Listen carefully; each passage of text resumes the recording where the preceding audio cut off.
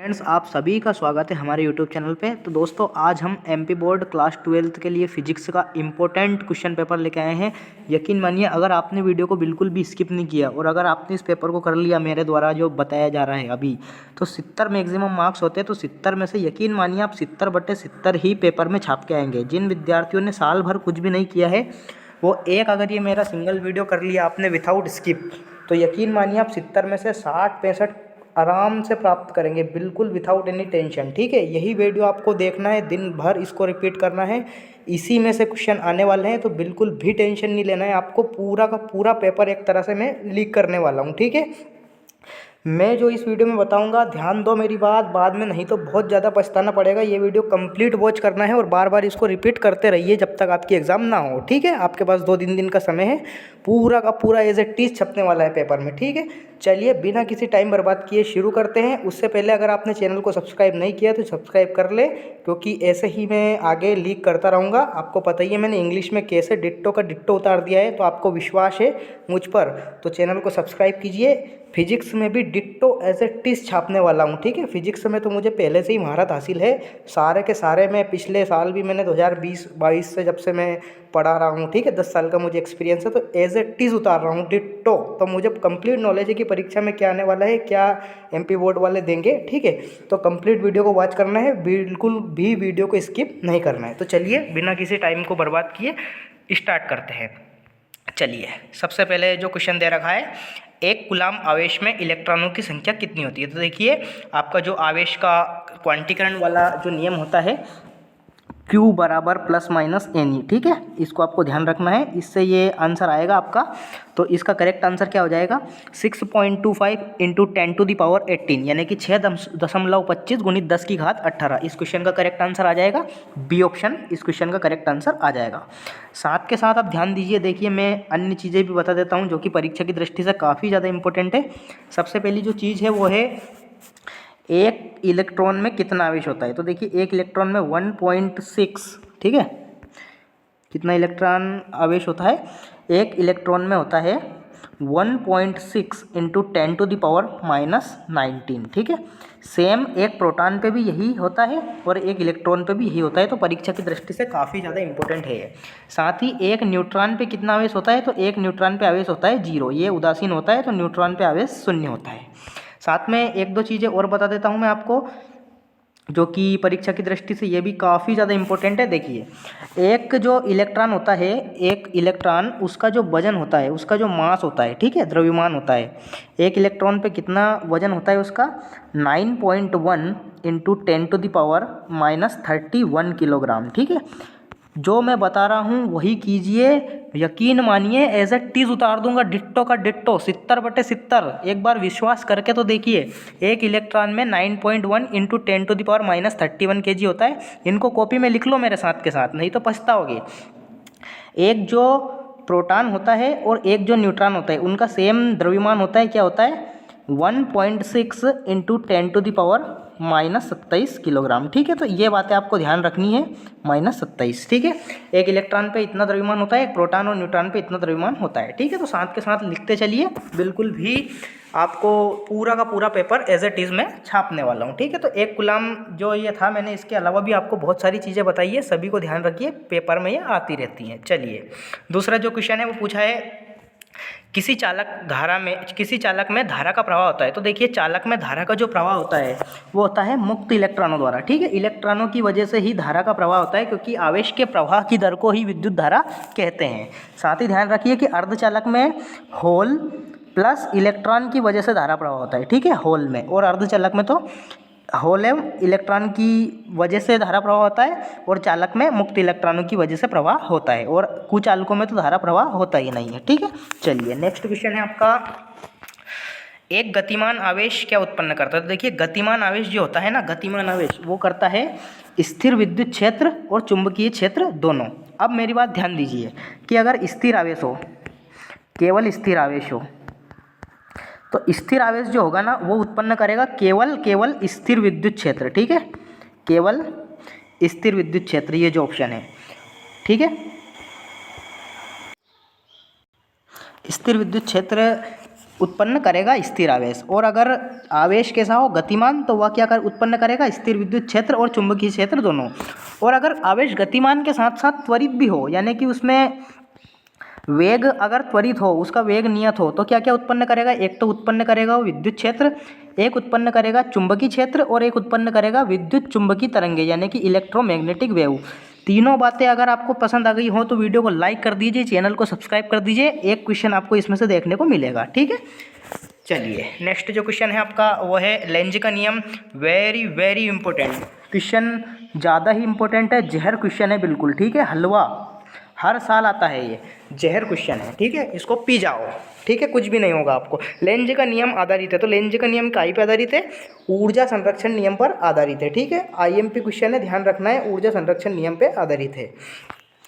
Next question है निर्वात में विद्युत चुंबकीय तरंग की चाल क्या होती है। तो देखिए निर्वात में जो विद्युत चुंबकीय तरंग की चाल होती है उसका एक फॉर्मूला है, C बराबर 1/μ0 √μ0 एप्सिलॉन 0, ठीक है। और इसकी चाल अगर हम इसको अगर न्यूमेरिक वैल्यू लिखे तो इसकी होती है 3 × 10⁸, ठीक है। 3 × 10⁸ मीटर प्रति सेकंड इसकी चाल होती है प्रकाश की, ठीक है। तो निर्वात में चुंबकीय तरंग की चाल क्या होती है, C बराबर 1/√μ0 एप्सिलॉन 0 आपका करेक्ट आंसर होने वाला है, ए ऑप्शन।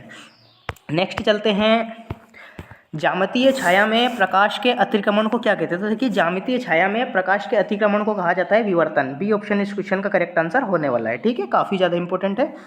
इस प्रकार से आपके सही विकल्प मैंने बता दिए हैं। अब अगले चलते हैं हम रिक्त स्थानों की पूर्ति पर, ठीक है।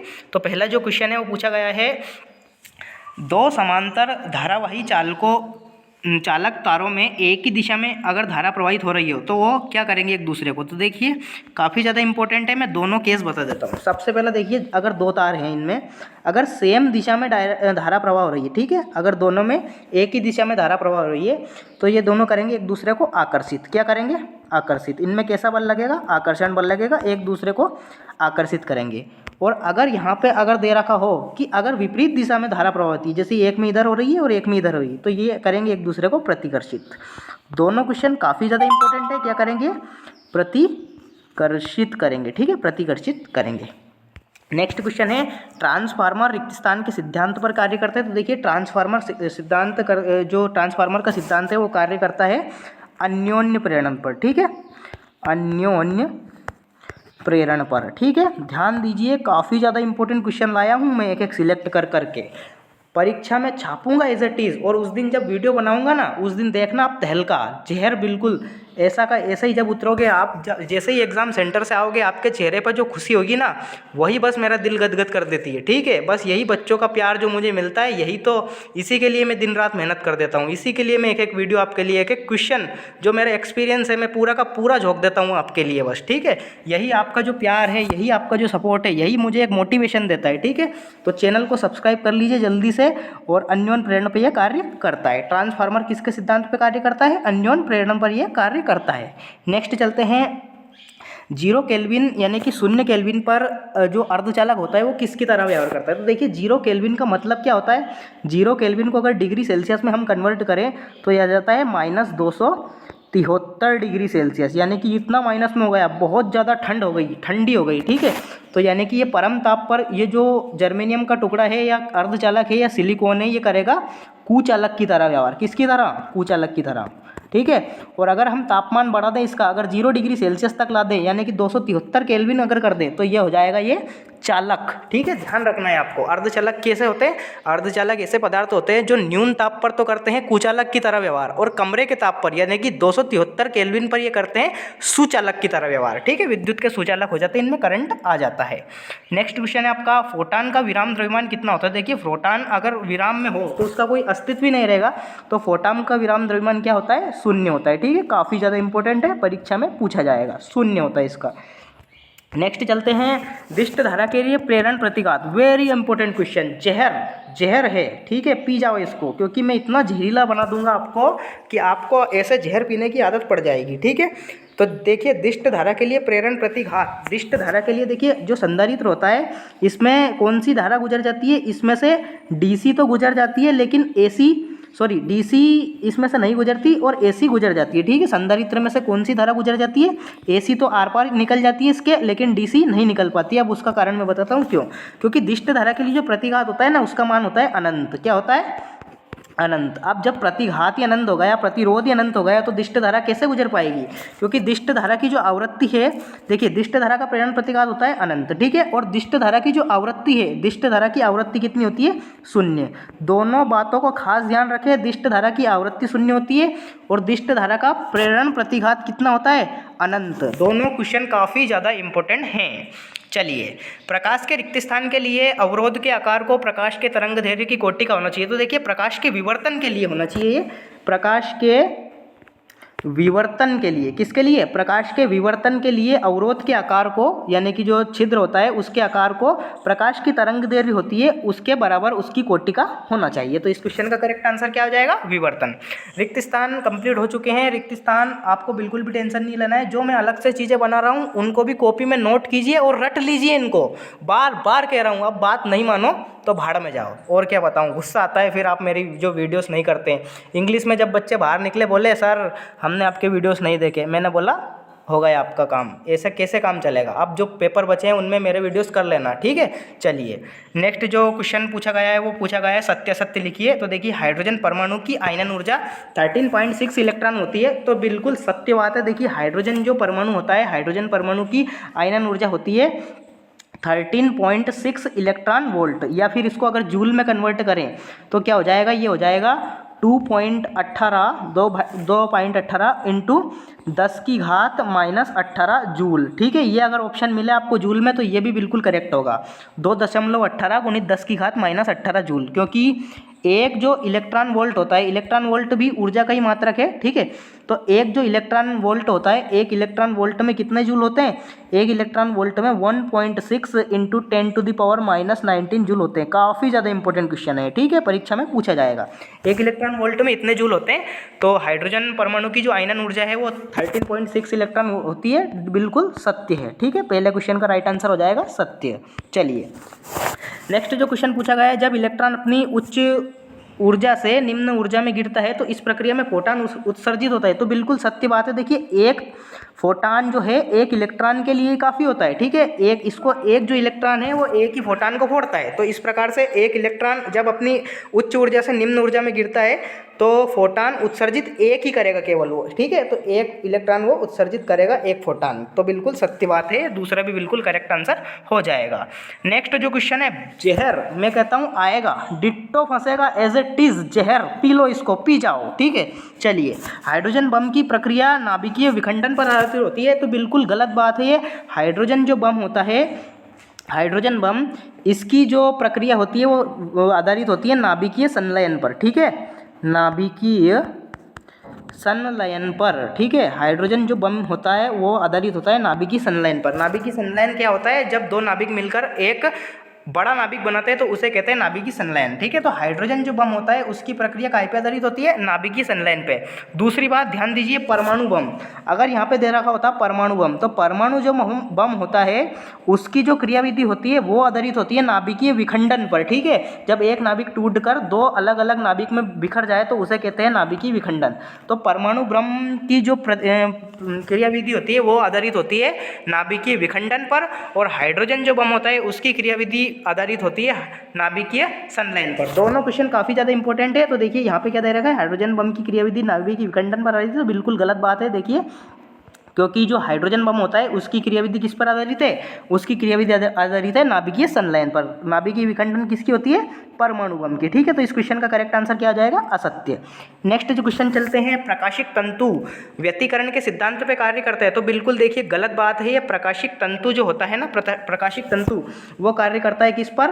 पूर्ण आंतरिक परावर्तन पर, ठीक है, पूर्ण आंतरिक परावर्तन पर, ठीक है। प्रकाशिक तंतु का जो सिद्धांत होता है वो कार्य करता है पूर्ण आंतरिक परावर्तन पर, ना कि व्यतिकरण पर, ठीक है। तो इस क्वेश्चन का करेक्ट आंसर क्या हो जाएगा? असत्य। क्योंकि प्रकाशिक तंतु का जो प्रकाशिक तंतु का जो सिद्धांत है वो काय पे कार्य करता है, टोटल इंटरनल रिफ्लेक्शन TIR, जिसे हिंदी में कहते हैं हम पूर्ण आंतरिक परावर्तन। ठीक है, नेक्स्ट क्वेश्चन चलते हैं। सामान्य समायोजन की स्थिति में खगोलीय दूरदर्शी की नली की लंबाई F0 - FE होती है। तो बिल्कुल गलत बात है। देखिए जो खगोलीय दूरदर्शी होती है इसकी जो नली की लंबाई होती है वो होती है F0 + FE। ठीक है, और ये जो दे रखी है FO - SE होती है गैलीलियो दूरदर्शी की। ठीक है, गैलीलियो दूरदर्शी की, ना कि खगोलीय दूरदर्शी की। ठीक है, एक बार और अगेन मैं रिपीट कर देता हूँ। देखिए खगोलीय दूरदर्शी की क्या होती है, F0 + FE, और F0 - FE ये किसकी होती है, गैलीलियो दूरदर्शी की। ठीक है, गैलीलियो दूरदर्शी की। ठीक है, तो इस क्वेश्चन का करेक्ट आंसर क्या हो जाएगा, असत्य, क्योंकि ये जो दे रखा है ये दे रखा है गैलीलियो दूरदर्शी का, इसलिए इसमें असत्य आ जाएगा। चलिए, इस प्रकार से आपके सत्य सत्य हो जाएंगे। नेक्स्ट क्वेश्चन चलते हैं, सही जोड़ी बनाइए। तो देखिए सही जोड़ी काफ़ी ज़्यादा इंपॉर्टेंट है, विद्युत चुंबकीय तरंग वाले पार्ट से पूछा गया है। सबसे पहला क्वेश्चन है रेडियो तरंगे। तो देखिए रेडियो तरंग की खोज किसने की थी, तो रेडियो तरंग की खोज की थी मार्कोनी ने। ठीक है, तो जहाँ पे आपको ये मार्कोनी दिख रहा है वहाँ पे इसका करेक्ट आंसर हो जाएगा, पहले वाले में क्या आ जाएगा, मार्कोनी करेक्ट आंसर आ जाएगा। नेक्स्ट क्वेश्चन है पराबैंगनी किरणें। तो पराबैंगनी किरणों की खोज किसने की थी, W रिटर ने। सारे IMP है, सबको आपको याद करना है, W रिटर ने इसकी खोज की थी। तो पराबैंगनी किरणें में क्या आ जाएगा, W रिटर। नेक्स्ट क्वेश्चन चलते हैं दृश्य प्रकाश। तो देखिए दृश्य प्रकाश की खोज किसने की थी, सर आइजैक न्यूटन ने इसकी खोज की थी। तो तीसरे क्वेश्चन का करेक्ट आंसर क्या आ जाएगा, न्यूटन। ठीक है, द्रव्य तरंगे, देखिए द्रव्य तरंगे जो होती है, द्रव्य तरंगे क्या होती है, द्रव्य तरंगों को एक और नाम से जाना जाता है जिनकी खोज किसने की थी, डी ब्रोगली ने की थी। ठीक है, द्रव्य तरंगे, इनका एक और नाम होता है वो मैं आपको बता देता हूँ, डी ब्रोगली तरंगे। इन्हीं के नाम पे इनको रखा गया है। डी ब्रोगली एक वैज्ञानिक था, उसने ही इसका नाम रखा डी ब्रोगली तरंगे, या फिर उन्हें द्रव्य तरंगे भी कहते हैं। तो इनकी खोज किसने की थी, ड्रे ब्रोगली नामक वैज्ञानिक ने। नेक्स्ट क्वेश्चन है प्रकाश विद्युत प्रभाव का समीकरण। तो देखिए ये किसने इसको बताया था, प्रकाश विद्युत समीकरण का। तो देखिए आइंस्टाइन ने इसकी खोज की थी, इसके लिए इन्हें फिजिक्स में नोबेल पुरस्कार भी मिला था। तो प्रकाश विद्युत प्रभाव का समीकरण किसने दिया था, आइंस्टाइन ने इसको दिया था। नेक्स्ट क्वेश्चन है इलेक्ट्रॉन की खोज किसने की थी। तो देखिए इलेक्ट्रॉन की खोज का आंसर आ जाएगा जे थॉमसन ने इसकी खोज की थी। इलेक्ट्रॉन की थॉमसन ने की थी। प्रोटॉन की मैं आपको बता देता हूँ, गोल्डस्टीन ने की थी, गोल्डस्टीन। और न्यूट्रॉन की खोज की थी जेम्स चैडविक ने। ठीक है, तो तीनों काफ़ी इंपॉर्टेंट है, आपको ध्यान रखना है। चलिए इस प्रकार से आपकी सही जोड़ी हो जाएगी। यकीन करता हूँ आपको समझ में आया होगा, नहीं आया तो वीडियो को एक बार और आप देख सकते हैं। एक शब्द में उत्तर लिखिए, एक वाक्य में उत्तर लिखिए। तो देखिए पृथ्वी का विभव कितना होता है, वेरी इंपॉर्टेंट क्वेश्चन, पृथ्वी का विभव 0 होता है। ठीक है, पृथ्वी में कितना ही करंट दे दो उसको कोई फर्क नहीं पड़ेगा।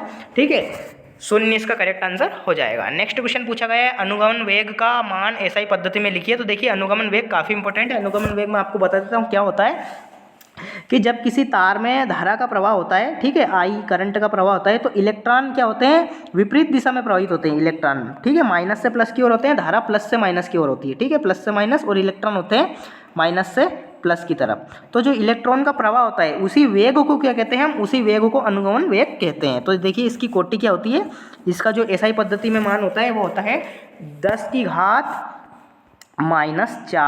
मीटर प्रति सेकंड। इस वेग से वो इलेक्ट्रॉन प्रवाहित होते हैं। ठीक है, 10⁻⁻⁴ मीटर प्रति सेकंड आप याद रखिए, इसका करेक्ट आंसर हो जाएगा। नेक्स्ट क्वेश्चन है कार्यफलन और दहली आवृत्ति में क्या संबंध होता है।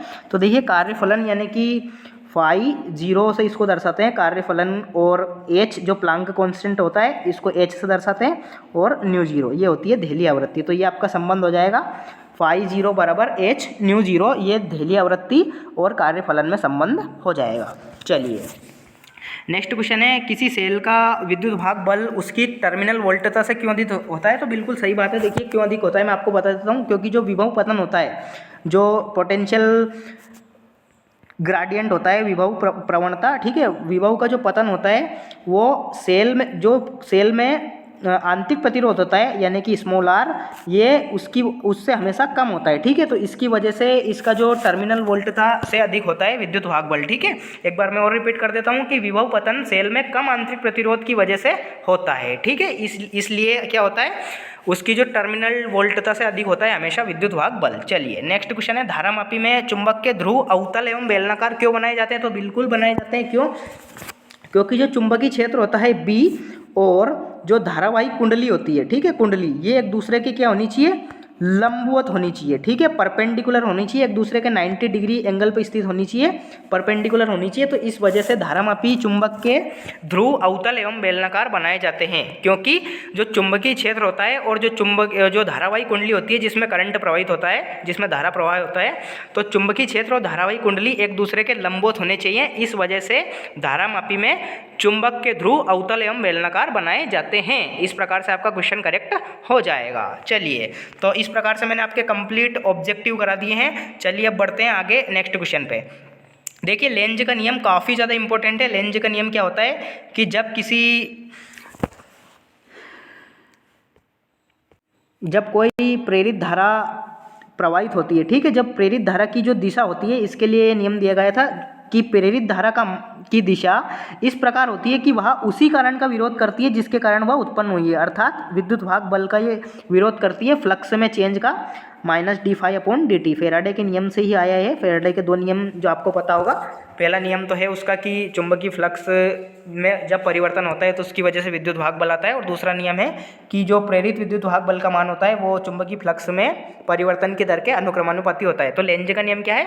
लेंज का नियम, इस नियम का जो कथन है वो ये है कि लेंज का नियम प्रेरित धारा की दिशा इस प्रकार होती है कि वह उसी कारण का विरोध करती है जिसके कारण वह उत्पन्न हुई है। याद रखिए, इसका कौन सा संरक्षण के लिए अनुकूल है? ऊर्जा संरक्षण के लिए अनुकूल है, ठीक है, IMP क्वेश्चन है। चलिए, इसके अथवा वाला है संधारित्र या धारिती प्रतिघात को परिभाषित कीजिए। देखिए, धारिती प्रतिघात ऐसा होता है कि जब कोई AC वोल्टता वाला परिपथ हो, वहाँ पे लगा हो संधारित्र, ठीक है, यहाँ पे कोई AC स्रोत अगर लगा हो, तो इसमें अगर जो धारा के मार्ग में जो रुकावट आएगी, ठीक है, जब किसी AC परिपथ में क्या जुड़ा हो, जब किसी AC परिपथ में संधारित्र लगा हो, तो धारा के मार्ग जो में रुकावट आएगी उसे कहते हैं प्रेरणिक प्रतिघात। इसे x से दर्शाते हैं। इसका जो मान होता है वो होता है 1/ωc, ठीक है, ये इसका मान होता है, ठीक है। इसका SI पद्धति में मात्रक क्या होता है? तो देखिए, या तो प्रतिरोध हो, या फिर प्रतिघात हो, या फिर प्रतिबाधा हो, ठीक है। इन सब का मात्रक SI पद्धति में क्या होता है? ओम, ठीक है, ओम इसका SI पद्धति में मात्रक होता है। बिल्कुल करेक्ट आंसर होने वाला है। चलिए, नेक्स्ट जो क्वेश्चन है न्यूमेरिकल दे रखा है। किसी परिपथ में 0.1 सेकंड में धारा 5 से 0 एम्पियर तक गिरती है। यदि औसत प्रेरित विद्युत भाग बल 200 वोल्ट है तो परिपथ में प्रेरकत्व का आकलन कीजिए। तो ये देखिए, L बराबर जो सूत्र है माइनस, देखिए ये इस सूत्र से होगा, जो विद्युत भाग बल है E बराबर -L/dI/dt। ये सूत्र आपको याद रखना है, फेराडे के नियम से आया है। तो इस प्रकार इस जो फॉर्मूले से ये न्यूमेरिकल सोल्व हो जाएगा। यहाँ पे आपको L के मान की गणना करनी है। dt का इसमें गुना हो जाएगा, DI/ में चला जाएगा, और L की आप गणना कर सकते हैं। सोल्व कीजिए। अगर सोल्व आप नहीं कर पा रहे हैं तो मुझे कमेंट सेक्शन में ज़रूर बताएं, मैं इस पर एक अलग से वीडियो बना दूंगा जिसमें आपको डाउट है। चलिए, नेक्स्ट क्वेश्चन पर बढ़ते हैं। 60 माइक्रोफेरेड का संधारित्र है और AC पूर्ति के लिए जोड़ा गया परिपथ में RMS का मान ज्ञात कीजिए। तो देखिए, बिल्कुल इजी क्वेश्चन है। IRMS आपको सूत्र पता होगा, I0/√2। इस वाले जो न्यूमेरिकल है इससे सोल्व हो जाएगा। चलिए, नेक्स्ट क्वेश्चन बढ़ते हैं। वाहनों में पीछे देखने पर किस दर्पण का उपयोग किया जाता है और क्यों? तो देखिए, वाहनों में पीछे देखने के लिए उपयोग किया जाता है उत्तल दर्पण का। अब मैं बताता हूँ क्यों। उत्तल दर्पण, एक बार और लिख देता हूँ मैं, उत्तल दर्पण का। अब देखिए, उत्तल दर्पण से क्यों प्रयोग किया जाता है इसका? क्योंकि देखिए, उत्तल दर्पण बनाता है 2 प्रतिबिंब, और 2 के 2 होते हैं सीधे प्रतिबिंब और छोटे प्रतिबिंब, ठीक है। अब हम इसको वाहनों में पीछे के साइड जो मिरर होते हैं उसमें लगाते हैं, क्योंकि हम ताकि पीछे का पूरा प्रतिबिंब देख सकें, क्योंकि इसमें छोटे प्रतिबिंब बनते हैं। वस्तु से हमेशा छोटे बनते हैं, और पीछे का पूरा ताकि हमें पीछे से अगर कोई सी गाड़ी आ रही है, पीछे कोई भी ट्रैफिक है, तो इसलिए हम इसका प्रयोग करते हैं, क्योंकि हमें ताकि पूरा पीछे का पूरा दृश्य इसमें हम देख पाएँ। तो इसलिए वाहनों में पीछे का दृश्य देखने के लिए कौन सा दर्पण का उपयोग होगा? तो उत्तल दर्पण का इसमें उपयोग किया जाएगा। चलिए, नेक्स्ट क्वेश्चन है। अवतल दर्पण के नीचे का भाग काला कर दिया जाए तो प्रतिबिंब पर क्या प्रभाव पड़ेगा। तो देखिए अवतल दर्पण ऐसा होता है, अगर इसके भाग को हम काला भी करें तो कोई भी फर्क नहीं पड़ेगा, प्रतिबिंब अनचेंज्ड होगा, अपरिवर्तित होगा। लेकिन क्या चेंज होगा मैं आपको बता देता हूँ। प्रतिबिंब तो होगा अपरिवर्तित, लेकिन जो प्रतिबिंब की तीव्रता होगी, जो प्रतिबिंब की इंटेंसिटी होगी वो घट जाएगी। लेकिन यहाँ पे क्या पूछा है, बस पूछा है कि प्रतिबिंब पर क्या प्रभाव पड़ेगा। तो प्रतिबिंब तो अनचेंज्ड रहेगा, उसमें कोई भी प्रभाव नहीं पड़ेगा, अपवर्तित रहेगा। लेकिन यहाँ पे पूछा जाए कि प्रतिबिंब की तीव्रता कैसी होगी, तो प्रतिबिंब की तीव्रता घट जाएगी। चलिए नेक्स्ट क्वेश्चन पे बढ़ते हैं। किसी पदार्थ का अपवर्तनांक √2 है तो इसके लिए क्रांतिक कोण। तो देखिए आपने एक सूत्र पढ़ा होगा कि म्यू बराबर 1/sin c। ठीक है, इस क्वेश्चन इस जो सूत्र होता है इससे आपको सोल्व करना है। sin c बराबर ये देखिए √2 यहाँ पे रख देंगे अपन, √2 की म्यू की जगह √2 रख दें और 1/sin c ऐसा का ऐसा ही रहे। ठीक है, तो sin c अगर इधर चला जाए और √2 बते में आ जाए तो इस क्वेश्चन का करेक्ट आंसर क्या आ जाएगा, 45 डिग्री, क्योंकि sin 45 का मान क्या होता है 1/√2, इसलिए इसका आंसर आ जाएगा 45 डिग्री। इस क्वेश्चन का करेक्ट आंसर हो जाएगा। चलिए नेक्स्ट क्वेश्चन है, इतना टाइम नहीं है तो ज़्यादा अब मैं बताऊंगा नहीं। चलिए, यदि परमाणु में इलेक्ट्रॉन स्थिर हो, तो देखिए सारे क्वेश्चन ईजी है। दो संबंध कला स्रोत क्या है, तो दो संबंध कला स्रोत हैं कि अगर एक ही उससे एक ही स्रोत से जो लगभग समान आयाम और समान आवृत्ति की जो प्रकाश की किरणें आए, ठीक है, तो इसलिए उन्हें कलंक संबंध स्रोत कहते हैं। देखिए टाइम थोड़ा ज़्यादा हो जाएगा वीडियो को, इसलिए मैं इसकी जो PDF है वो टेलीग्राम में पहुंचा दूंगा। टेलीग्राम का जो लिंक है वो कमेंट बॉक्स में मैं पिन कर दूंगा और डिस्क्रिप्शन में भी इसका लिंक दे दूंगा, वहाँ आपको ज्वाइन कर लेना है। ठीक है, चलिए, यदि परमाणु में इलेक्ट्रॉन स्थिर होंगे तो क्या होगा। तो देखिए परमाणु में अगर स्थिर होंगे इलेक्ट्रॉन, ये ऐसा परमाणु होता है, इसके आसपास इलेक्ट्रॉन चक्कर लगाते हैं। ठीक है, ये तो परमाणु में अगर ये इलेक्ट्रॉन स्थिर हो गए तो ये क्या होंगे, इन ये प्लस और माइनस में लगता है कूलाम आकर्षण बल। तो देखिए कूलाम आकर्षण बल लगता है तो इसकी वजह से जो इलेक्ट्रॉन है वो किस में गिर जाएंगे, नाभिक में गिर जाएंगे। ठीक है, नाभिक में गिर जाएंगे, किसकी वजह से, कूलाम आकर्षण बल की वजह से, स्थिर विद्युत जो बल रहता है इसकी वजह से नाभिक में गिर जाएंगे। तो अगर परमाणु में इलेक्ट्रॉन स्थिर रह जाएं, तो परमाणु में अगर इलेक्ट्रॉन स्थिर हो तो क्या होंगे, जो इलेक्ट्रॉन होंगे वो नाभिक में गिर जाएंगे। ठीक है, इस प्रकार से आपके सारे क्वेश्चन होने वाले हैं। देखिए, किसी सेल के विद्युत आंतरिक प्रतिरोध को प्रदर्शित कीजिए। तो देखिए जो सेल होता है, इस प्रकार से आपका सेल होता है, इसमें 2 इलेक्ट्रोड डूबे रहते हैं, ये आपका कोई भी विद्युत अपघट्ट हो जाता है। तो देखिए किसी सेल में जब धारा प्रवाहित होता है, इलेक्ट्रोडों के बीच जब धारा प्रवाह होता है तो जो विद्युत अपघट्टी है ये डालता है रुकावट। ठीक है, तो इसी रुकावट को क्या कहते हैं हम, इसी रुकावट को कहते हैं हम आंतरिक प्रतिरोध। ठीक है, चलिए, और ये किन किन कारकों पर निर्भर करता है। तो देखिए इसकी ट्रिक आप याद कर लीजिए कि R = dc/at, ये आप याद कर लीजिए, इससे आपका काम हो जाएगा। तो मैं बता देता हूँ, D यहाँ पे क्या है, D है यहाँ पे इलेक्ट्रोडों की बीच की दूरी, इलेक्ट्रोडों के बीच की ज़्यादा दूरी होगी तो प्रतिरोध भी ज़्यादा हो जाएगा। ठीक है, C होता है कंसंट्रेशन यानी कि सांद्रता, सांद्रता जितनी ज़्यादा होगी विद्युत अपघट्ट की उतना ज़्यादा आंतरिक प्रतिरोध ज़्यादा होगा। A होता है एरिया, प्लेटों के बीच का, प्लेटों का क्षेत्रफल होता है, क्षेत्रफल जितना ज़्यादा होगा प्रतिरोध उतना कम होगा क्योंकि ये बटे में है। और T होता है तापमान, तापमान बढ़ाने पर आंतरिक प्रतिरोध का मान कम हो जाता है। R इन्वर्सली प्रोपोर्शनल होता है 1 / तापमान के। ठीक है, इसलिए हम जो एक इसका उदाहरण मैं बता देता हूँ कि गर्मी के दिनों में जो अपनी मोटरसाइकिल होती है वो जल्दी स्टार्ट हो जाती है क्योंकि वहाँ पे तापमान ज़्यादा हो जाता है, आंतरिक प्रतिरोध कम हो जाता है, इसलिए जल्दी स्टार्ट हो जाती है। और ठंड में जब हम चाबी से स्टार्ट करते हैं तो धर धर धर ऐसे करती है वो, क्यों, क्योंकि तापमान हम कर देते हैं वहाँ पे कम और आंतरिक प्रतिरोध वहाँ पे बढ़ जाता है, इसलिए बैटरी में धारा प्राप्त नहीं होती है। इस वजह से गर्मी के दिनों में जो अपनी मोटरसाइकिल होती है, कार होती है, उसके इंजन जल्दी चालू हो जाते हैं अपेक्षा ठंड के दिनों में। ठीक है, क्योंकि R जो होता है वो तापमान के इन्वर्सली प्रोपोर्शनल होता है आंतरिक प्रतिरोध। ठीक है, इस प्रकार से आप कर सकते हैं। प्रतिरोधकता की परिभाषा दे सकते हैं आप। प्रतिरोधकता क्या होती है, तो प्रतिरोधकता ρ = RA/L। ठीक है, प्रतिरोधकता एक नियतांक होता है, विशिष्ट प्रतिरोध को ही प्रतिरोधकता कहा जाता है। ठीक है, आदि मानव इसे हम कह सकते हैं क्योंकि इसके 2 नाम हैं और काफ़ी ज़्यादा इंपॉर्टेंट है। एरिया और लंबाई पे डिपेंड नहीं करता है, ये केवल डिपेंड करता है पदार्थ की प्रकृति पर और तापमान पर। ठीक है, चलिए नेक्स्ट जो क्वेश्चन है, बायो-सेवर्ट का नियम। ईजी है। बायो-सेवर्ट का नियम क्या है मैं आपको बता देता हूँ। बायो-सेवर्ट 2 वैज्ञानिक थे। इन्होंने क्या किया, जब एक जो करंट कैरिंग कंडक्टर होता है, जो धारावाही चालक होता है, इसके लिए एक नियम दिया इन्होंने।